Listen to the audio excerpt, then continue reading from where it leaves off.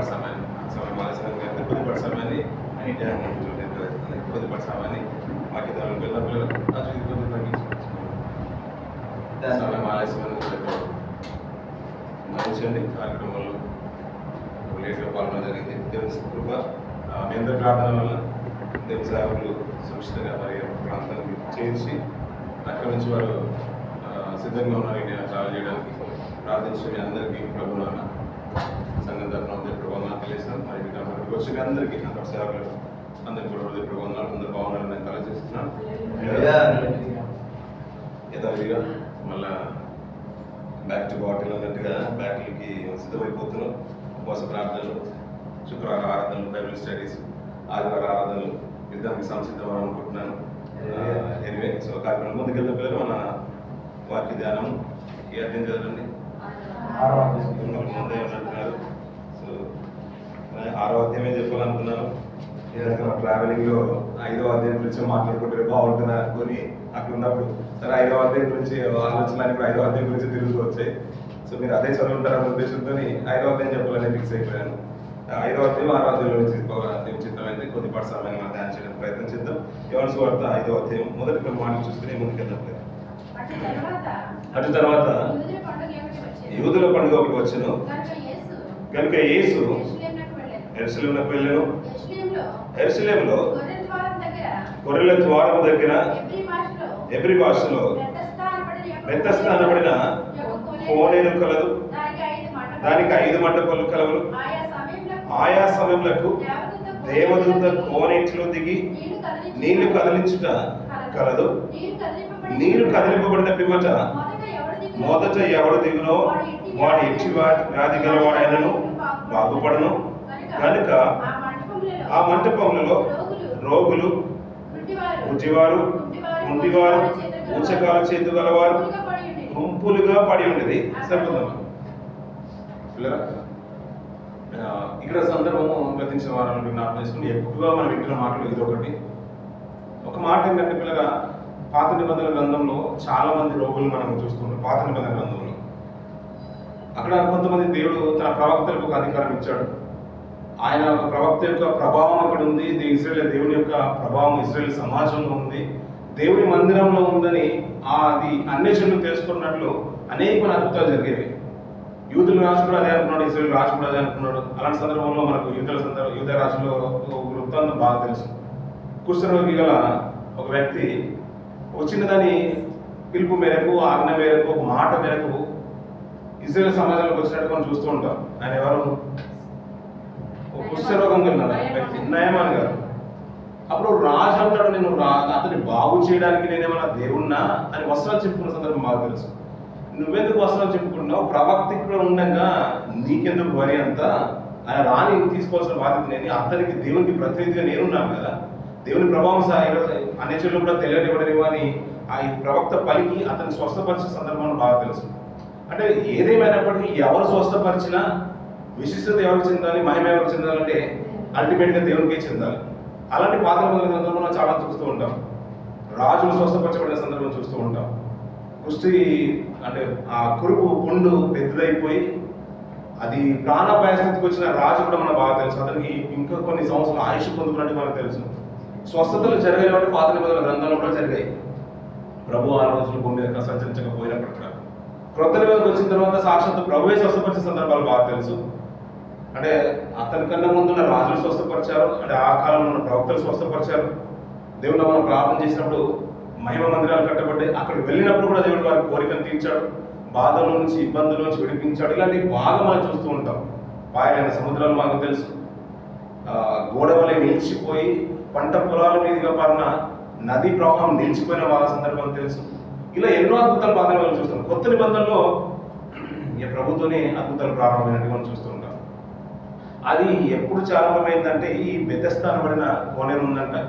అక్కడ కేవలం కుష్ఠరోగ స్వస్థపరచబడడానికి కాదంట. గుడ్డివారు ఉన్నారు, కుంటివారు ఉన్నారు, పలు రకాల అంటే వ్యాధిగ్రస్తులైన వారు అందరూ ఉన్నారు. ఒకప్పుడు కొన్ని ప్రాంతాల్లో మనం విన్నవారు గతించిన దినాల్లో ఒక క్యాన్సర్కి అంటే లివర్ ప్రాబ్లం అయినప్పుడు, లంగ్స్ ప్రాబ్లం ఉన్నప్పుడు ఒక ప్రాంతం పేరు చెప్పారు మన ప్రియుడు సత్యనారాయణ గారు, మన సేవకులు ఒక ప్రాంతం పేరు చెప్పారు. అక్కడ వెళ్తే ఆ మందు బెల్లా గ్రామం గురించి చెప్పారు. ఆ బెల్లారి ప్రాంతం నుంచి ఆ మందు తీసుకుంటే ఎట్టి వ్యాధిగ్రస్తున్న అంటే ఎట్టి స్టేజ్లో ఉన్న ఈవెన్ 90% లివర్ డ్యామేజ్ అయినా కానీ స్వస్థత పొందుకునే స్థితి ఉంటుంది. ఆ మందుకు అంత ప్రభావం ఉంటుంది. అంటే ఆ ప్రాంతం దేనికి ఫేమస్ అంటే ఆ దానికి ప్రాంతం అంటే అది లివర్ లంగ్స్ డ్యామేజ్ అయినా, లంగ్స్ ప్రాబ్లం అయినా, లివర్ డ్యామేజ్ అయినా అక్కడ మందు తీసుకుంటే స్వస్థత కలుగుతుంది. దానికే స్వస్థత కలుగుతుంది.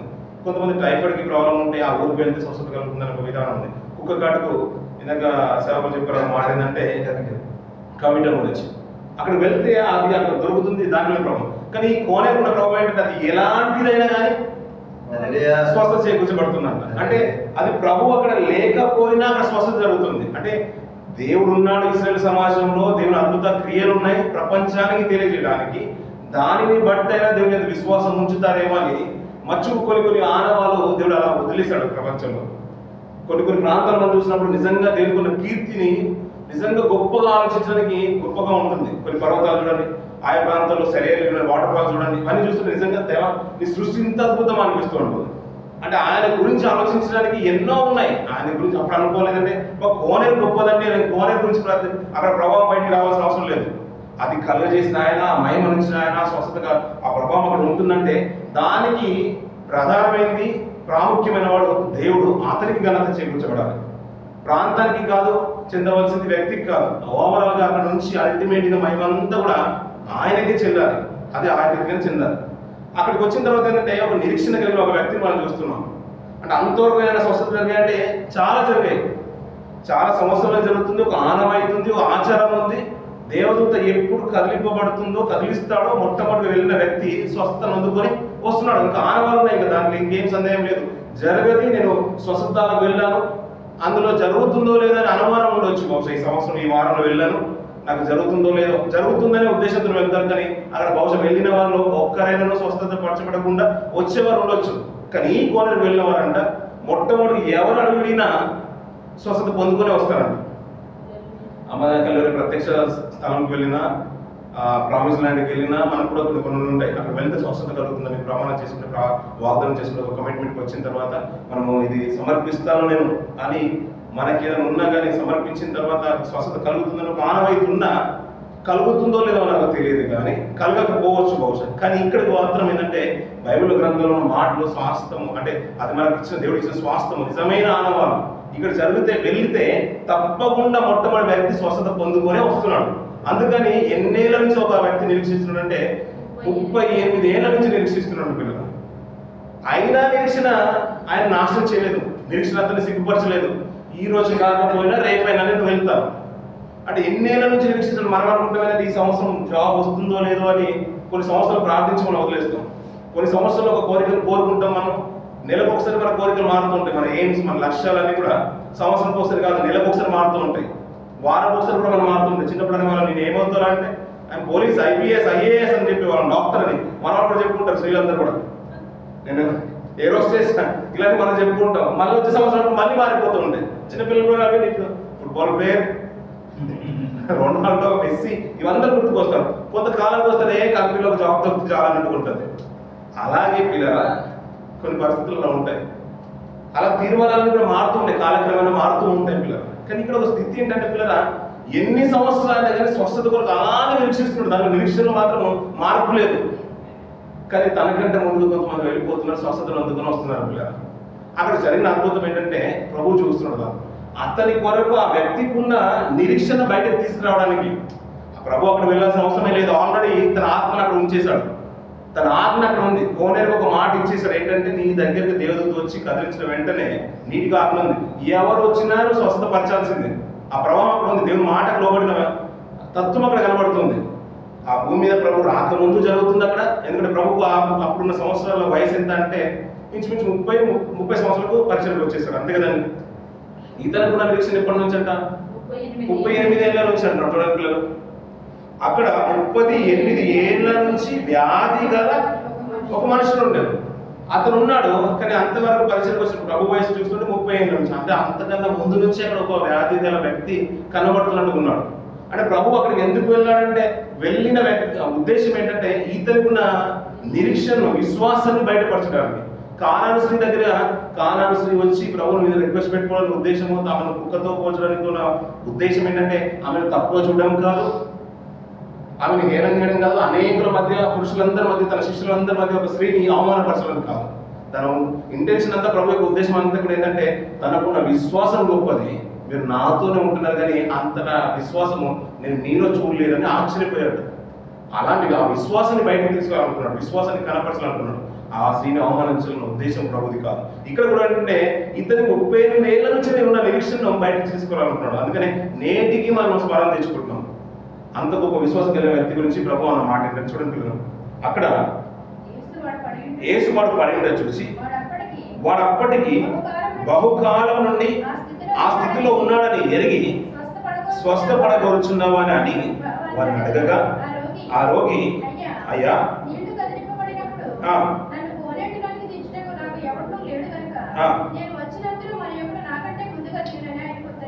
సరిపోతుంది పిల్లలు.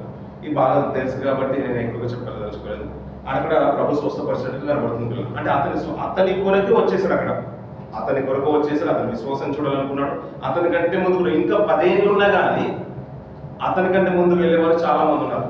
దేశంలో బీదలు ఉండకపోరు అనే మాట ఎంత వాస్తవమో, ప్రపంచంలో స్వస్థత కావాలని కోరుకునేవారు కూడా ఎప్పటికీ ఉంటూనే ఉంటారు. కోవిడ్ టైంలో హాస్పిటల్ మూతపడ్డా, ఎప్పుడైతే మళ్ళీ రీఓపెన్ అయ్యాయో ఆ కాలంలో ఆ కూలి కూడా ఈ మధ్యలోనే తీసేశారు మన వాళ్ళు.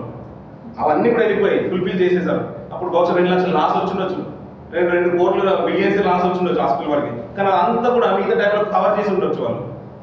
అలాగే స్వస్థత కూడా ఈ ప్రపంచంలో ఎప్పటికీ రోగులు ఇట్టే కనబడుతూ ఉంటారు.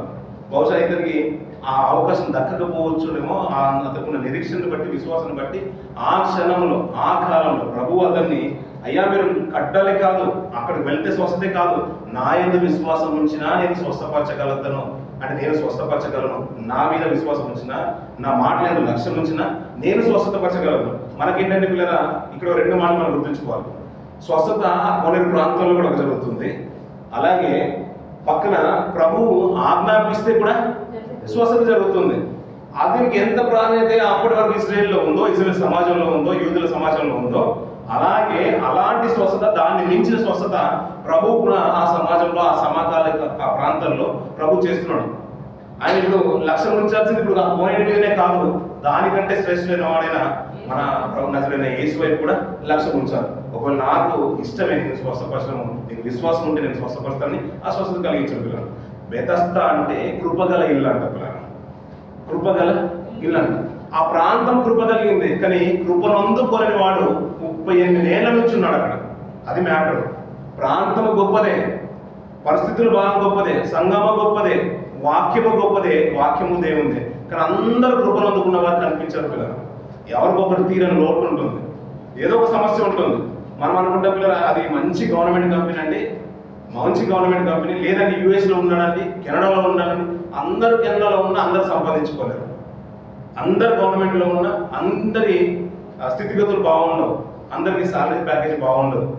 అందరు యూఎస్లో ఉన్న అందరు యూఎస్ సిటిజన్స్ ఉన్నట్టుగా వారి లైఫ్ స్టైల్ ఉండదు. ఎందుకంటే అందరు కృపనందుకోలేరు. ఈ కృపగల ప్రాంతంలో ఉన్న ఇతనికి 38 ఏళ్ల నుంచి నిరీక్షిస్తున్నాడు కృప కొరకు. కృప ఈ రోజు నేను అందుకుంటేనేమో స్వస్థత కలుగుతుందేమో అని. మనం కూడా పిల్లలు కొన్ని ఏళ్ల నుంచి నిరీక్షించిన అందరూ పొందుకున్నట్టుగా మనం పొందుకోలేని పరిస్థితులు రావచ్చు జీవితంలో. ఈ మాట ఇది మనకు అర్థం అవడానికి ఒక మంచి మాట జ్ఞాపకం చేస్తాను, సుపరిచిత మాట. ఒక తండ్రికి 2 కుమారులు ఉన్నారంట పిల్లలు. 2 కుమారులు ఉన్నారు. నాకు అంతొద్దు, నాకు లోకమే ముఖ్యము, తండ్రి కంటే కూడా లోకంలో సంతోషం ఉందని తండ్రి దగ్గర తనకు రావాల్సింది లాక్కొని మరి చిన్న కుమారుడు వెళ్ళిపోయాడు. ఎవరు అతని గురించి, ఏ సందర్భం? తప్పిపోయిన కుమారుడు. చాలా చక్కగా చెప్పారు. తప్పిపోయిన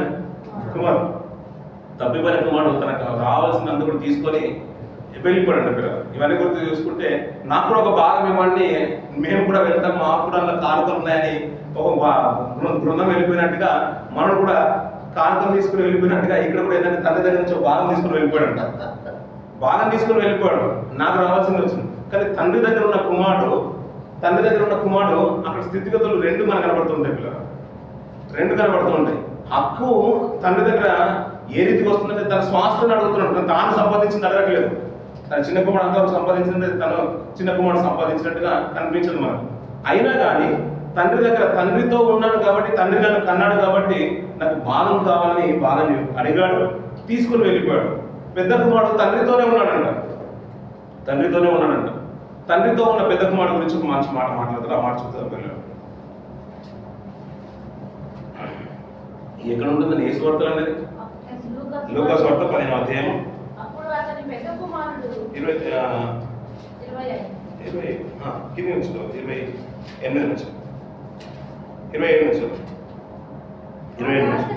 ఆ దాసుడు అతనితో నీ తమ్ముడు వచ్చినాడు, తన యొద్దకు సురక్షితంగా వచ్చినందున నీ తండ్రి క్రోబినదుడను వధించినను.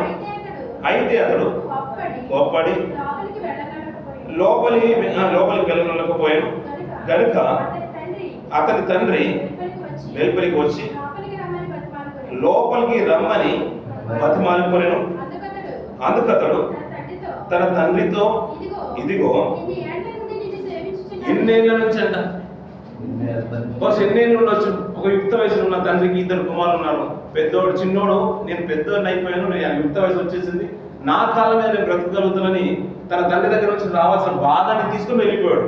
అంటే యుక్త వయసు వచ్చింది, తనకు తాను సెల్ఫ్గా బ్రతకగలుగుతాను అనుకున్న ఉద్దేశం అతను కలిగినప్పుడు అతనికి ఒక మంచి వయసు వచ్చేసింది. అతనికంటే పెద్దోడు తండ్రితో అంటున్న మాట ఏంటంటే, ఎన్నేళ్ళు అంటున్నాడు? ఎన్నేళ్ల నుంచి నేను సేవిస్తున్నాను అన్నట్టు. ఎన్నేళ్ల నుంచి కోనేరు దగ్గర కాచుకుని ఉన్నాడు ఒక వ్యక్తి. 38 ఏళ్ళ నుంచి కాచుకుని ఉన్నాడు అక్కడ.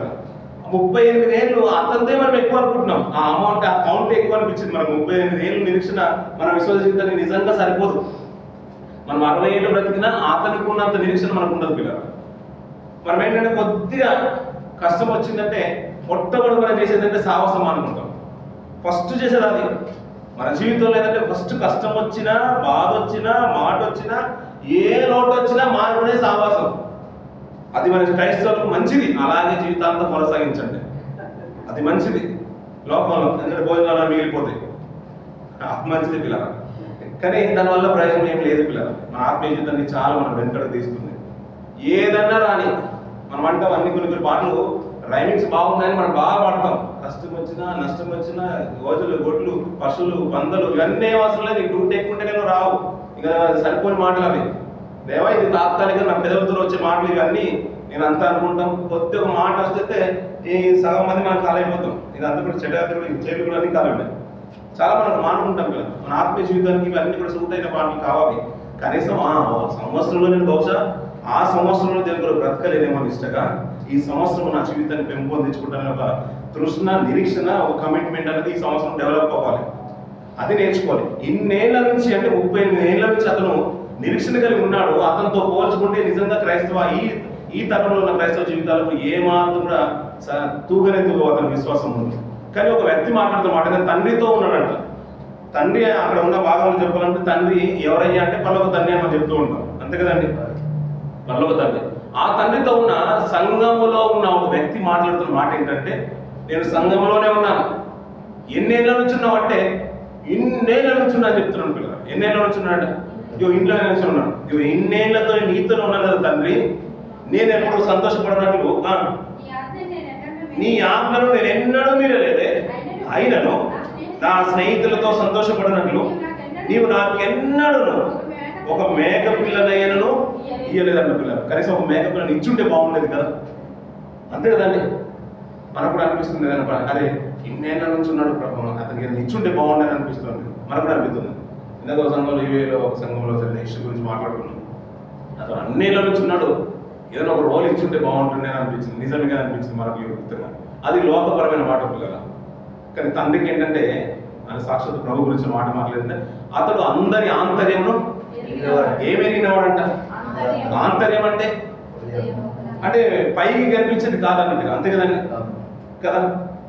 మనం అందరం కూడా మంచి కలర్ఫుల్ యూనిఫామ్ వేసుకున్నాం, కలర్ఫుల్ బాయ్ డ్రెస్ వేసుకున్నాము, యూత్ ఒక డ్రెస్ వేసుకున్నాము, సేవకులు ఒక డ్రెస్ వేసుకున్నాము, మంచి అన్ని బట్టలు వేసుకున్నాం, కలర్ఫుల్ వేసుకున్నాం, అన్ని బాగున్నాయి, కాస్ట్యూమ్స్ అన్ని బాగున్నాయి. అంటే జస్ట్ పైన చూసినాము, కానీ ఆంతర్యం కూడా ఎవరు చూస్తారంట? దేవుడు చూస్తున్నాడు పిల్లలు. తను ఇన్నేళ్ళ నుంచి ఉన్న తండ్రి దగ్గర ఉన్న తండ్రికి ఏంటంటే పెద్దోడు ఆంతర్యం తెలుసు, చిన్నోడు ఆంతర్యం తెలుసు. అందుకనే ఇంతకాలం ఉన్నా కానీ నువ్వు నాతో ఉన్నా కానీ నీ ఆంతర్యం నాకు బాగా తెలుసు, అందుకని నీకు మేక పిల్లలు నేను ఇవ్వలేదు, అంతే. ఆ మాట సమాధానం వచ్చేసింది. అందుకనే చిన్నోడు అంటే చూడండి పిల్లలు, అయితే నీ ఆస్తిని వేషులతో తినివేసిన ఈ నీ కుమారుడు రాగానే వీని కొరకు క్రొవ్విన దూడను వధించితివనను. అందుకని పిల్లలు ఇందాక మాట జ్ఞాపకం చేసుకున్నా, మాకు భాగం కావాలని వెళ్ళిపోయినా సేవలు అప్పుడప్పుడు అంటూ ఉంటారు. ఒకవేళ తన తప్పు తెలుసుకొని రావాలని మనం ప్రార్థన చేస్తూ ఉంటాం. మనం కూడా అవును అవును ఆమెనని మనం కూడా అందరూ కూడా అవును అంటారు. ఒకరు వచ్చిన కానీ సేవకుడు కూడా అదే ట్రీట్ చేస్తారు పిల్లలు. లేదు తప్పు తెలుసుకుని వచ్చేసారు కాబట్టి మనం కూడా ఆ రోజు భోజనం పెట్టి మరి మనం కూడా ఏం చేస్తామంటే ద్వారాలు తెరిచే ఉండండి, మీరు రావచ్చు కూర్చోవచ్చు అని మనం కూడా అంటాం పిల్లలు. ఎందుకంటే దేవుని ప్రేమ అలాంటిది పిల్లలు. నిజమే కదా పిల్లలు. శత్రువు సైతము తను చంపేవాడు తన సైతము తన పక్కన ఉన్న అలాంటి వాడికి సైతం భోజనం పెట్టి మరి ప్రేమగా ఆదరించింది దేవుని ప్రేమ పిల్లరా. అదే తత్వం క్రైస్తవ సమాజానికి నేర్పించింది. ప్రాణపాయ స్థితిలో ఉన్నా ప్రేమించే తత్వాన్ని నేర్పించేసింది. దేవుడు అంటున్నాడు, ఎల్లప్పుడూ నువ్వు మార్చిన పిల్లకి కుమార నీవెల్లప్పుడూ నాతో కూడా ఉన్నావు, నావన్నీ నీవి, మనం సంతోషపడి ఆనందించుట యుక్తమే. ఈ నీ తమ్ముడు చనిపోయి తిరిగి బ్రతికేను అంటారు. అందుకనే లోకంలో ఉన్న వాళ్ళు చనిపోయి వెళ్ళిన వారైనా వచ్చిన వారైనా లోకంలో ఉన్న అన్యులైనా కానీ వాళ్ళు చనిపోయి సంఘంకి వస్తే చనిపోయి బ్రతికినట్లు అంటారు. అలాంటి వాళ్ళు ఎలా ఉంటుంది పిల్లలు? అంటే రెప్ప పాటున వెంట్రుక వాసన ప్రమాదానికి పెంచిపోయింది అంటారు. గాయాలు విపరీతంగా అయిపోయింది. మనం అప్పుడే ఆదరిస్తాం. మన దగ్గర ఉన్న ఏమున్నా కానీ కార్లో ఇమీడియట్గా వాటర్ బాటిల్ ఉన్నా ఏమన్నా తీసుకుని వెళ్ళిపోయి ఇమీడియట్గా పోతుంది. అయ్యో మన కార్లో లేదు, మనం కూడా దుబాయ్ ట్రావెల్ చేయాలి కదా, అప్పటి వరకు వాటర్ సరిపోవండి. అయినా పర్లేదు, వాడు ప్రాణపాయ స్థితిలో ఉన్నాడు. ఈ నీళ్ళు కనుక వాళ్ళని సేవ్ చేస్తే, వాటర్ కనుక సేవ్ చేస్తే ఇంకా దానికి మించింది ఏమైనా మహా అదృష్టం అనుకుంటాం. అలాగే ఆస్తి పోతే పోయిందిలే, వాడు చనిపోయి తిరిగి బ్రతికేస్తాడు. అలాంటి ఆత్మ వచ్చేసిందని సంతోషం అంటాడు. కానీ అక్కడ ఉన్న ఒక మంచి మాట ఏంటంటే, కుమారుడు నాతోనే ఉన్నాను, ఎల్లప్పుడూ నాతో ఉన్నా, ఇన్నేళ్ళ నుంచి నాతో ఉన్నాను కదా, ఇగో ఇది నీది అంటున్నాడు. నావన్నీ కూడా అందుకనే ఎన్నేళ్ళ నుంచి ఉన్నా ఇగో ఇది సంఘము నీదండి, సంఘము మనదండి. అలా అనుకొని సంఘం కొరకు ఉన్నతమైన కార్యక్రమం చేస్తూ ఉంటే అద్భుతంగా ఉంటుంది. లేదు అది నాకు రాలేదు, ఇది నాకు దక్కలేదు, ఇది నాకు ఇవ్వలేదు అనే తాత్పర్యం సంఘంలో ఉండొద్దండి. అందుకని ఏమంటే తండ్రితో ఉన్నవాడి గురించి మాట్లాడుతూ, తండ్రితో ఉన్న అతనితో మాట్లాడుతూ మాట ఏంటంటే, నావన్నీ నీవి, మనం సంతోషపడి ఆనందించడం యుక్తమే. అందుకని పిల్లలు మనం అనుకుంటాం కదా, ఎవరైనా ఒకవేళ అట్టై ఉంటే యానివర్సరీలో ఒకరు మీ మనసులో ఏదైనా ఒకటి చిన్నది ఏదైనా కలిసి వేసి ఉంటే ఈ మాటతో సరిపెట్టుకోవాలి. అయ్యో అంత దూరం నుంచి వచ్చిన వాళ్ళు అందరికి గిఫ్ట్ ఇచ్చేస్తారు, మేము ఇన్నేళ్ళ నుంచి సంఘంలో ఉన్నాం, ఇంత కష్టపడిపోయి మాకే గిఫ్ట్ రాలేదనో ఆలోచన వచ్చినా మీరు ఏంటంటే మీరు తండ్రితో ఉన్నారు. ఎవరితో ఉన్నారు? తండ్రితో ఉన్నారు, సంఘంలో ఉన్నారు. సంఘంలో ఉన్నాయన్నీ ఎవరి? కుర్చీలన్నీ మనమే, ట్రైపోర్డ్ కూడా మనదే, కెమెరా కూడా మనదే, సావాసం కూడా మనదే, లైట్లన్నీ కూడా మనదే, సేవకుల ఇల్లు అన్నీ కూడా మనమే. రాజేష్ గారి ఇల్లు అయినా మనదే, వేణుగోపాల్ గారి ఇల్లు అయినా మనదే, శైలేష్ గారి ఇల్లు అయినా మనదే. ఎందుకంటే వాళ్ళు మనవాళ్ళు, ఇదన్నీ కూడా మనవి. కానీ వాళ్ళు వచ్చింది ఎక్కడి నుంచి అంటే ఎక్కడి నుంచో వచ్చేసారు కాబట్టి వాళ్ళను గౌరవించి ప్రధానంగా వారి కొరకు ప్రొవ్వింది వధించేసాము. ఎలాంటి వధించామంటే ఇంచుమించు కొన్ని వేల ధరలు పెట్టి మరి వధించి తృప్తిగా పెట్టి పంపించేసాము. ఇప్పుడు దాంట్లో మీరు బాధపడాల్సిన అవసరం లేదు. అదే మాట చెప్తున్నదంటే, నువ్వు ఎన్నేళ్ళ నుంచి నాకు దక్కలేదు. తండ్రి పేమెంట్ ఎలాంటి నాతో ఉన్నాడు కదా, వాడు నా వాడు అనుకున్నాడు. కానీ చిన్నోడు ఏమంటాడంటే, నేను తండ్రి దగ్గర నుంచి వెళ్ళిపోవాలనుకున్నాడు. వెళ్ళిపోయిన వాడు, తప్పు తెలుసుకుని వచ్చిన వాడు తప్పిపోయినట్టుగా కనిపించట్లేదు, తనతో ఉన్నవాడే తప్పిపోయినట్టు కనిపించింది. ఇన్నేళ్ల నుంచి ఉన్నాడు, వాడుకున్న నిరీక్షణ ఏంటి? 38 ఏళ్ళ నుంచి ఉన్న ఆయన పెద్ద ఆయనకున్న నిరీక్షణ ఏంటంటే, ఎప్పటికైనా నేను దాంట్లో స్వస్థత పొందుకుంటాను. బహుశా దేశంలో రోగులందరూ స్వస్థత పొందిన తర్వాత అయినా కానీ నాకు స్వస్థత కలుగుతుందేమో, నేను ఇంకా 50 సంవత్సరాలు నేను నిరీక్షిస్తానని ఒక నిరీక్షణ అతనిలో ఉంది పిల్లలు. కానీ ఇక్కడ ఉన్న వాడికి ఏంటంటే, సంఘంలో ఉన్న ఒక ఆయనకి ఏంటంటే, తండ్రితో ఉన్న తనకి ఏంటంటే, నేను ఎన్నో ఏళ్ళ నుంచి ఉన్నాను, నాకు నీ దగ్గర నుంచి భాగం రాలేదు అని బాధపడుతున్నాను. ఏమంటే సంఘంలో మనం ఎన్నేళ్ళ నుంచినా కానీ మనకు ఒకటి ఉండాలండి పిల్లలు. మంచి మాట గతించకూడదు. దినాల ముందు మనం మాట్లాడుకున్నాం, ఏమొచ్చేద్దానండి 25 minutes అయిపోయింది. ఒక మంచి మాట ఏంటంటే, యెహోషువ కాలంలో మనం బాగా తెలుసు కదండి, ఇద్దరు గొప్ప వ్యక్తులు. ఎలాంటి గొప్ప వ్యక్తిత్వం అంటే, 10 గోత్రాల వారు సంఘానికి, ఇశ్రాయేలు సమాజానికి మోసే వ్యతిరేకంగా మాట్లాడిన 2 గోత్రాల వారు, యెహోషువను కాలేబు ఉన్నతమైన మాట చెప్తున్నారు. మీరు ఎందుకు తప్పుడు మాట మాట్లాడుతున్నారని వస్త్రాలు చింపుకొని, అక్కడ ఉన్న దేశము శ్రేష్టమైంది, దేవుడు ఇచ్చే స్వాస్థ్యం గొప్పది, ఆయన వాగ్దానం చేసిన వాడు నమ్మదగిన వాడు, అది అంతకంటే శ్రేష్టమైంది. మనం అనుభవించిన ఇశ్రాయేలు ఉన్న ఆ ఐగుప్తు బానిసత్వం కంటే, ఐగుప్తులు తినేదానికంటే కూడా శ్రేష్టమైనది ఎక్కడ ఉందంటే, పాలు తినులు ప్రవహించి దేశంలో ఉందని ఒక సత్యాన్ని సత్యంగా ప్రకటించేస్తారు. మనం కొన్నిసార్లు ఏంటంటే మనం నోరు మూసుకుంటాం, మేలు కొరకు, మంచి కొరకు, ఎదుటి వారి క్షేమం కొరకు, మంచి మర్యాద కొరకు కాదు.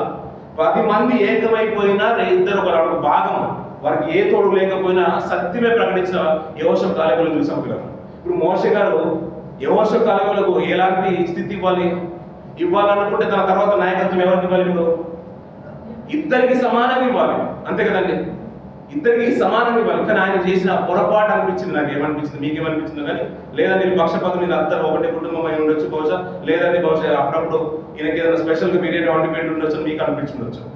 కానీ ఆయన యెహోషువ గారి చేతిలో పెట్టేశారు. ఎవరి చేతిలో పెట్టేశారండి? యెహోషువ గారి చేతిలో పెట్టేశారు. ఇప్పుడు కాలేబు ఏమనుకోవాలి పిల్లలు? కాలేబు ఏమనుకోవాలి? కానీ కాలేబు యథార్థమైన హృదయంతో దేవుని ఆరాధించాడంట పిల్లలు. పూర్ణాత్మతోని, పూర్ణ శక్తితోని, పూర్ణ బలంతోని, అలాంటి ఆ వయసులో ఎలాంటి అయితే దేవుని ఆరాధించేసాడో ఒక 40 సంవత్సరాల తర్వాత కూడా అదే మనసుతోని, అదే బలంతోని దేవుని ఆరాధించేసాడు పిల్లలు. ఏ విషయంలో కూడా యెహోషువ కాలేబును చేసుకుని తిరిగి ఉండొచ్చు బహుశా, కానీ తర్వాత స్థానం ఏంటంటే మోషే తర్వాత యెహోషువ అయితే యెహోషువకి ఎంత గౌరవం ఇవ్వాలి అంత గౌరవం ఇచ్చేశారు. స్నేహితుడు అయి ఉండొచ్చు బహుశా, ప్రేమగా మాట్లాడుకుండొచ్చు. ఈ వేగు చూడడానికి వెళ్తున్నప్పుడు ఒకరి మీద ఒకరు చేసుకుని ఉండొచ్చు, అదే ఉండరాని రాని సంబోధన కూడా చేసి ఉండొచ్చు. అయినా కానీ దేవుడు ఎన్నుకున్నప్పుడు ఒక స్థానం ఇచ్చినప్పుడు అంటే యెహోషువను ఎంతగా గౌరవించాలో అంత గౌరవించేశారు పిల్లలు. పక్షవాదం కనిపించలేదు. అంటే అలాంటి నిరీక్షణ గల జీవితాలు చూడండి పిల్లలు. చిన్నోడిని ప్రేమగా చూశాడని పెద్దోడు బాధపడలేదు, పెద్దోడు బాధపడ్డాడని చిన్నోడు తప్ప చూడలేదు. ఇంకొక మాట, ఇదే మాటను ప్రార్థన చేసుకుని కొత్త నిబంధనలో 12 మంది శిష్యులు దేవుడు ఏర్పాటు చేసుకున్నాడు పిల్లలు. ఎంతమంది ఏర్పాటు చేసుకున్నాడు? 12 మంది శిష్యులు పిల్లలు. అందులో ఒక ఆయన తప్పిపోయాడు పిల్లలు. టక్కని చెప్పాడు పిల్లలు. ఎవరు పిల్లలు? యూదా ఇస్కరియోతు పిల్లలు. ఆ భాగాన్ని ఫుల్ఫిల్ చేయడానికి చీటీ వేసేసారు పిల్లలు. ఇద్దరు వచ్చేసారు. ఎవరెవరు వచ్చేసారంటే అక్కడ ఇద్దరు వచ్చారు. ఎవరు పిల్లలు? ఇద్దరు. మత్తయి ఒక ఆయన, యూస్తో మారిపోయారు కదా, సీమోను. ఇద్దరు వచ్చేసారు పిల్లలు. చీటీ వేసినప్పుడు అంట ఆ చీటీ ఎవరి పేరు మీద వచ్చిందన్నారు? మత్తయి పేరు మీద వచ్చింది. అప్పుడు దేవా, ఈ అపోస్తలత్వంలో కోల్పోయిన స్థానాన్ని, తప్పిపోయిన యూదా స్థానాన్ని భర్తీ చేయడానికి మత్తయి పేరు మీద ఎవరి పేరు నీవు ఎన్నుకున్న వాడిని ఈ చీటీ ద్వారా రూఢీపరచుకున్నప్పుడు మత్తయి పేరిట చీటీ వచ్చేసింది. అంటే దానిలో క్వాలిఫికేషన్ ఈ భాగాన్ని గతించిన దినాలు జ్ఞాపకం చేశాను కానీ మీకు గుర్తుందో లేదో తెలియదు కానీ పిల్లల ఆ భాగంలో మత్తయి పేరిట చీటీ వచ్చినప్పుడు అంట అర్హులైన వారిని చూశారంట పిల్లలు. ఏ కాలం మొదలుకోనంటే బాప్తిసం ఇచ్చి యోహాను కాలం మొదలుకోనంటే ప్రభు యేసు గారు శిలువ నొంది శ్రమపడి చనిపోయి తిరిగి లేచిన సందర్భం కూడా తెలిసి ఉండాలి. అలాగే ఆహారోణమైన సందర్భం కూడా తెలిసి ఉండాలంట పిల్లలు. ఆహారోణమైన సందర్భం కూడా అంటే పరమలకు ఎత్తబడిన సందర్భం కూడా తెలిసిన వాడు అయితే అపోస్తలత్వంలో యోగులు అవుతారని అలా వెతికినప్పుడు ఇద్దరే దొరికారంట పిల్లలు. అంటే వీళ్ళు ఎలాంటి క్వాలిటీస్ ఉన్నాయంటే ఆ 12 మందికి ఎలాంటి క్వాలిటీస్ అయితే ప్రభు ఎన్నుకున్నప్పుడు ఉన్నారో అలాంటి క్వాలిఫికేషనే ఎవరికి ఉన్నాయి? ఇప్పుడు యూస్టుకు ఉన్నాయి, మధ్యకు ఉన్నాయి పిల్లలు. ఈ మధ్య వాళ్ళతోనే సంచారం చేసిన వాడు, ఈ 12 మందితో సంచారం చేసినాడు. ప్రభు చెప్పిన ప్రతి వాక్కును విన్నవాడు. నిజంగా చెప్పాలంటే బాప్తిసం ఇచ్చిన కాలంలో యోహాను గారు బాప్తిసం ఇచ్చు యోహాను నదిలో బాప్తిసం ఇస్తుంటే అవన్నీ కూడా చూసినవాడు. అవంతా అవగాహన ఉన్నప్పుడు మరి అంతమందిలో అవగాహన ఉన్నవాడు, నీతి బ్రతుకుతున్నవాడు కదా. ఆ 12 మందిని ఏర్పాటు చేసుకున్నప్పుడు ప్రభు ఇతని మధ్యను కూడా పిలుచుంటే బాగుండేది కదా. కానీ అలా పిలవలేదని సావాసానికి దూరమైన వ్యక్తి కాదు అతను. నాకు ఆ గౌరవం దక్కలేదు, నాకు ఆ పొజిషన్ దక్కలేదు, నా దగ్గర అది లేదు, నా దగ్గర ఇది లేదని ఎక్కడికో వెళ్ళిపోయిన వ్యక్తి కాదు పిల్లలు. అయినా కానీ దేవుడు నన్ను పిలిచినా సన్నిధిలోనే ఉంటాను, పిలవకపోయినా సమాజంలోనే ఉంటాను, నన్ను గుర్తించినా నేను సమాజంలో ఉంటాను, గుర్తించకపోయినా నేను సమాజంలో ఉంటానని అలా నమ్మకంగా ఉంటున్నాడు. దేవుడు ఏం చేస్తున్నాడు? ఆటోమేటిక్గా బయట ఒక రాజమార్గాన్ని ఏర్పాటు చేస్తున్నాడు. కుమారుడా, నీ కొరకు నేను రాజమార్గం చేసిన నెట్వర్క్ ఎలా ఉంటుందని పిల్లల గతించిన దిలో సేవకులకు మంచి మాట మాట్లాడారు. మీరు అనుకుంటున్నారు ఏంటంటే ఏదో ప్రమాదం వచ్చేసింది, ఏదో విపత్తు జరిగింది, ఆ వారిని దేవుడు అంటే వాళ్ళు వెళ్ళిపోయారు, సమస్యలు వచ్చేసింది అన్నది కాదు. దేవుడు మిమ్మల్ని ముగ్గురు నిలబెట్టుకోవాలనుకున్నాడు కాబట్టి ఒక మార్గాన్ని సిద్ధపరుస్తున్నాడు. ఆ వారి కోట ఎలా ఉండదు అప్పుడప్పుడు మనం చూస్తున్నాం. కొన్ని క్లిప్పింగ్స్ చూసినా, చాలా సీరియల్ చూసినా మనకు అమ్మాయిని ఎప్పుడు వచ్చినప్పుడు చూస్తూ వచ్చిన వాళ్ళం కాబట్టి మనకు అర్థమవుతుంది. మనం ఏదైనా ఇలా ఆలోచించి అక్కడ ఎందుకు అది పెట్టారంటే ఇప్పుడు ఇక్కడ పడిపోవాలి, తర్వాత వీళ్ళు వెళ్ళి అక్కడ చూసుకోవాలి, తీరా వచ్చేసరికి అంత కథ సుఖాంతమైన లోపు అన్ని జరుగుతున్న పరిణామాలు చూస్తున్నాం. ఇక్కడ దేవుడు ప్రణాళిక ఎలా ఉంటుందంటే అక్కడ ఉరికి కొయ్యని సిద్ధపరుస్తున్నాడు. ఎవరు? హామాను. ఉరి కొయ్యని సిద్ధపరుస్తున్నాడు. ఎవరు తీయడంటే నీతిమంతుడైన మోర్దెకైని తీయడానికి. అదే రాత్రి దేవుడి ప్రణాళిక ఎలా ఉంటుందంటే రాజుకు నిద్ర పట్టనివ్వట్లేదు. అతను ఏదో నీతిమంతుడు కాదు, అతను ఏదో యూదుడు కాదు, అయినప్పటికీ కూడా దేవుని ఒక ప్రణాళిక ఎలా ఉంటుందంటే ఇటు పక్క డేలో ఒక ప్రణాళిక జరుగుతుంది, నైట్ లో దేవుడు ఇంకో ప్రణాళిక రూపొందిస్తున్నాడు.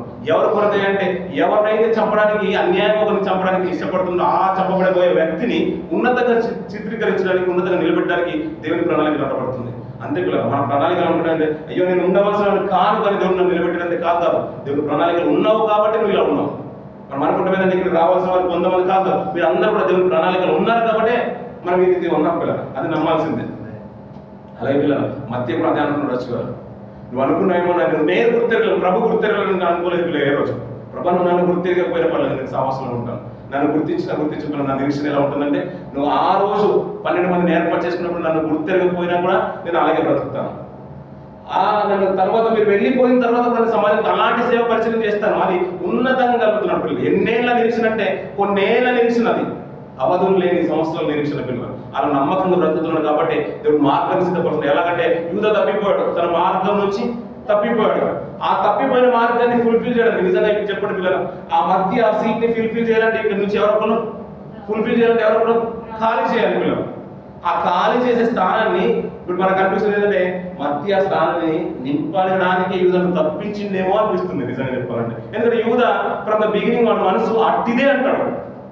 అది చిన్నప్పటి నుంచి బాగా అంటే అతను ఊహ అంతా కూడా ప్రభుత్వం వెంబడించినప్పటి నుంచి కూడా అతని ఉద్దేశం అంతా కూడా అట్టిదే అంటారు. కానీ మధ్య నిరీక్షణ మాత్రము ఏమాత్రం కూడా చెదిరిపోలేదు పిల్లలు. నేను అదే ఓవరాల్గా చెప్పే మాట ఒకటే పిల్లలు, మన నిరీక్షణ ఏంటంటే ఎన్నైనా కష్టాలు రాని పిల్లలు, దేవుడు మనల్ని ఆస్వాదించక పోని శత్రుఘ్న మేషక అబద్ధ పలికిన మాట పిల్లలు, మమ్మల్ని రక్షించకపోయని కానీ నీకు మాత్రము మేము మొక్కము నమస్కరించాల్సిన అవసరత, నీకు సమాధానం చెప్పాల్సిన అక్రత కూడా ఆవశ్యకత కూడా మాకు లేదు. అది విశ్వాసం అంటే, అది విశ్వాసం అంటే పిల్లలు. కానీ వారితో పోల్చుకుంటే మన విశ్వాసం చాలా దూరంగా ఉన్నాయి పిల్లలు. ఈ పాటలు బట్టి మనకు అర్థమైంది ఏంటంటే అయ్యా కుష్ఠో ఆయనకి అంత నిరీక్షణ ఉంది, 35 ఏళ్ళ నుంచి నిరీక్షిస్తున్నాడు కదా, మీకు అన్ని బాగున్నాయి కదా, సంఘంలో ఉన్నావు కదా, ఇన్నేళ్ల నుంచి ఉన్నావు కదా, 5 ఏళ్ళు ఉన్నాం, 6 ఏళ్ళ నుంచి ఉన్నాం, 7 ఏళ్ళ నుంచి ఉన్నాం, కొన్ని సంవత్సరాల నుంచి ఉన్నాం కదా, మన నిరీక్షణ ఎలా ఉండాలి పిల్లలు? అవధులు లేకుండా ఉండాలి. మనం తెంచడానికి కూడా సామర్థ్యం సరిపోదు. శాస్త్రులది అంటే సామర్థ్యం ఎలా ఉండాలి? అది మన కోట కూడా బద్దలు చేసే సామర్థ్యం దానికి లేదు పిల్లలు. మన విశ్వాసం ఎలా ఉండాలి? దాన్ని సైతము పగడగొట్టే రీతిగా మన విశ్వాస జీవితాలు ఉండాలి పిల్లలు. దీన్ని చూస్తుంటే నిజంగా ఆశ్చర్యం అనిపించింది పిల్లలు. అతనికి అంత నిరీక్షణ ఉంది, కృపగల ప్రాంతంలో ఉన్న, కృపనుందని వాడుగా ఉన్న నిరీక్షణ మాత్రం కోల్పోలేదు పిల్లలు. మనం కృపగలిగిన ప్రభు యొక్క స్వార్థం ఇచ్చిన సంఘంలో మనం ఉన్నాం పిల్లలు. ఇంకా కృపకు పాత్రలు గ్రహించి 1 సంవత్సరం కిరీటాన్ని కూడా మనకు అనుగ్రహించేసారు పిల్లలు. ఇంకేం కావాలి పిల్లలు? మన విశ్వాసం ఎలా ఉండాలంటే అది ఇవ్వకపోయినా పర్లేదు, నేను కృపకు పాత్రుగా సంఘంలో ఉన్నాను, ఆయన పాత్ర ఆ రకమైన పాత్ర నేను ఉన్నాను చాలు, ఆయన వాడుకుంటున్నాడు అంతే చాలు. అతను ఇవ్వకపోయినా పర్లేదు, నాకు ఆశ్రదము, నాకు సాలరీ రాకపోయినా పర్లేదు, నాకు సాలరీ ఇంక్రిమెంట్ రాకపోయినా పర్లేదు, నా ఆరోగ్యం స్వస్థత పొందకున్నా పర్లేదు, ఎంతకాలం నేను ఉంటాను అంతవరకు నేను నమ్మకంగా నేను జీవిస్తాను. నా విశ్వాసం నేను కోల్పోను. అంత మటుకు తుదమట్టు మన జీవితాన్ని కాపాడుకుందాం పిల్లలు. వారి జీవితాలు చూస్తుంటే లేదు నేను తండ్రితో ఉన్నాను, నేను సహవాసంలో ఉన్నాను అది కాదు. మనం తండ్రితో ఉన్నా మన నిరీక్షణ కూడా అంత మట్టుకు ఉందా లేదని కూడా మనం పరీక్షించుకోవాలి పిల్లలు. అలాంటి బలమైన విశ్వాస జీవితాలు మన జీవితాల్లో మన సంఘంలో నిలబడాలని నేను కోరుకుంటూ ఈ మాటలను ముగిస్తున్నాను. ఈ మాటలు దీవించి ఆశ్రయించిన కాక.